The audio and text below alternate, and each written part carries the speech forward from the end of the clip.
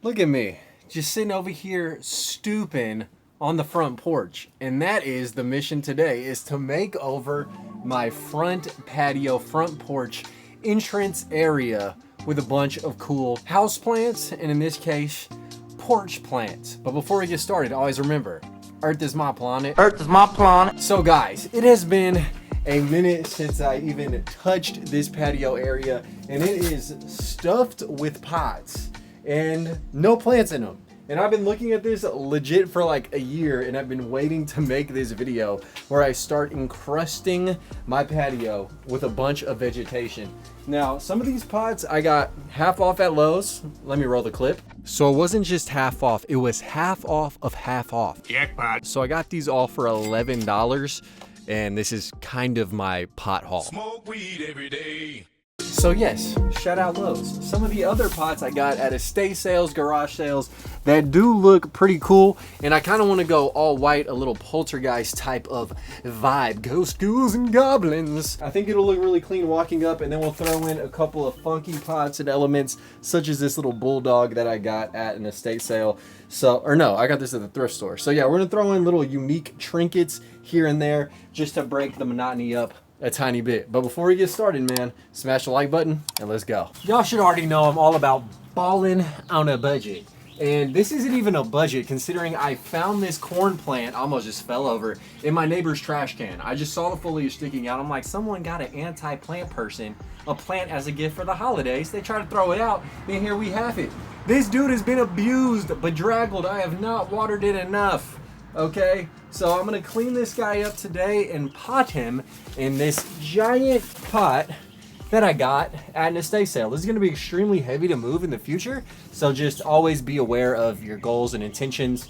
But if it does freeze, I'll just throw it inside the house. So now we're gonna go ahead and pot this bugger up, and it honestly may be getting sun blasted because the sun does set and just beam onto the patio. So we'll see how it does. It might not like that harsh, direct western setting sunlight, but I like throwing a little bit of leaves, just some organic matter to break down in the pot, and then some potting soil. And this soil is just from dead plants that have not made it through me planting them, or have not survived to the point of me planting them, which is kind of shameful, but we just keep it 1,000, you know? Now let's pull this daddy on out of here. See what we're working with. Okay. So it's not even terribly root bound, which is shocking. Get off me. Now I am gonna mulch it with some leaves on top. Is it super aesthetic? No. But does it do the trick? Yes. Yeah. Oh yeah, that's nice. So I'm thinking this big corn plant can go right next to the door. Let's try it out.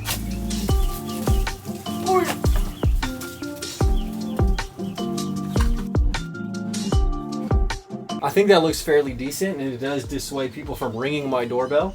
And the camera is right above it, so still will catch any perps trying to harass my family. So the next plant that I'm gonna throw in is going to be this behemoth, the Sansevieria, or mother-in-law's tongue. But yeah, man, I'm gonna divide this up, put it in this small on sale pot, and then probably put the rest in a bit of a more larger, I don't know, house, home, facility. Damn, I'm gonna have to cut this. Yeah, I take root bound to a whole new level. And you don't even gotta baby these plants, man. Like, I see plant channels where people are babying their stuff and being like, oh, you gotta wait till the winter to put it in a bigger pot. I've never heard anyone say that, but people be babying these plants, man. Honestly, houseplants are resilient, typically. So you can just split these things. Spit on that thing. You just spit on that thing. Yeah. All right. Shall we divide this even further? All right. So there's one plant. I mean, we got Sansevieria for days at this point. So that looks like a good size. So sexy.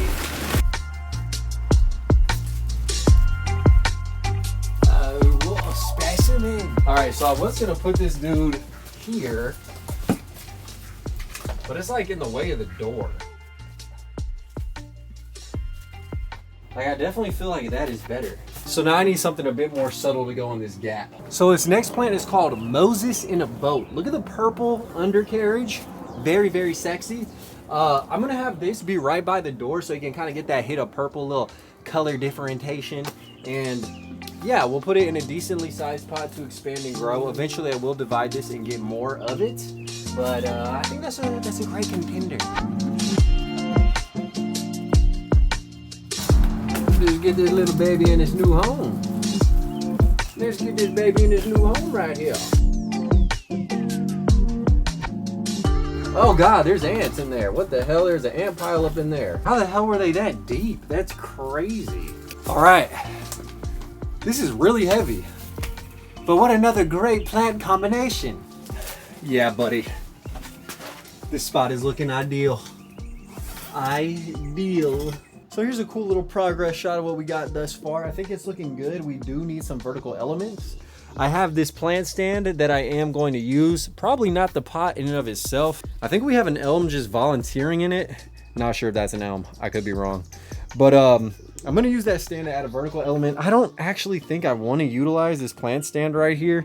I don't know why. I just don't like small pots right in the front of the house where there's gonna be a lot of sun, because I suck at remembering to water these plants, and they're not being watered by God because they are covered right here.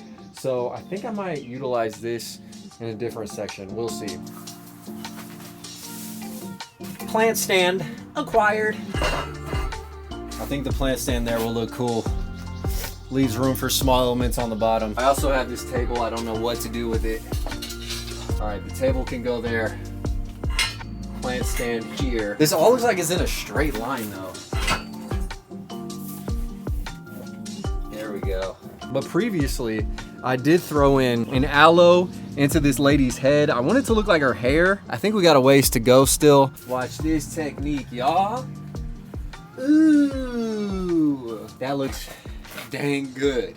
I said I don't like small fries.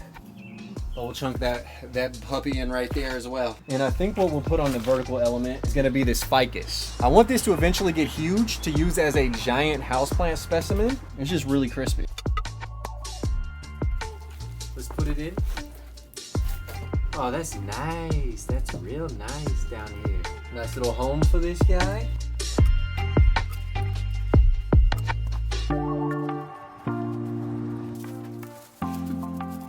Ficus time.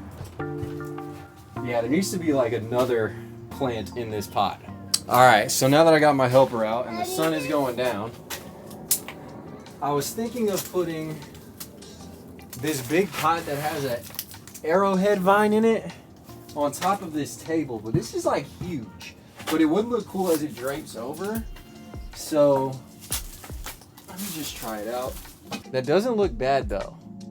So it is gonna take time. I mean, it looks weird right now, but it will develop. What is that?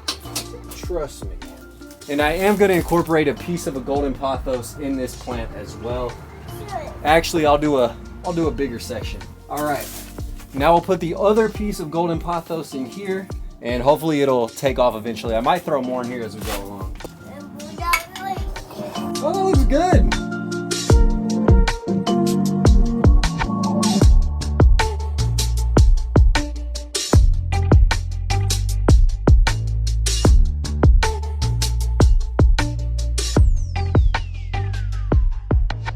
So it has been damn near half a year since I did this front patio makeover, and the reason why I've waited so long to shoot the conclusion is just so that way all my efforts and practices are tested by the hands of time and the brutal west-facing sun that these plants have to endure. And with that being said, the before of this porch and the after today look so starkly contrasted and different. I am extremely happy. Now, one update that you guys may not have seen is this corn plant, 2 of its stalks died, but luckily the 3rd one has hung on and does have new growth coming in. The ficus has gotten huge, is stretching towards the sun. Again, toilet paper texture on the leaves. What is that, velvet? We also have the pothos down below that's put on a ton of growth. The aloe is taking off. And the arrowhead vine has started vining, as you guys can see, man, all natural. So we'll just wrap it right back around right there. So in conclusion, I am very happy with the way things turned out. It's monochromatic, a bit more simple, but that bulldog remains empty. And anytime it rains, it catches a ton of moisture. And I basically use this as the watering mechanism for all the plants that don't get as much residuals from water falling off the roof of the house. Hopefully you guys have enjoyed this video. It was a short one, it was a quick one, but this is just something that's super relatable. Whether you have an apartment with a little patio, a porch, a giant yard, you still probably got a porch, a hallway, you can do a little sunroom like this. And all these pots were bought on a budget. None of the plants are rare, but they get the job done at varying textures. And yeah, some medicinal properties as well with the aloe. But until next time, always remember, Earth is my planet. Earth is my planet. Smash the like button on the way out, and trust me, I do have some bigger videos coming soon. It just takes time, sweet time. Until next time, peace. Killing these songs, leaving a bloody life I roost to. And I'm in it to win it, so I'm somebody that you should get used to.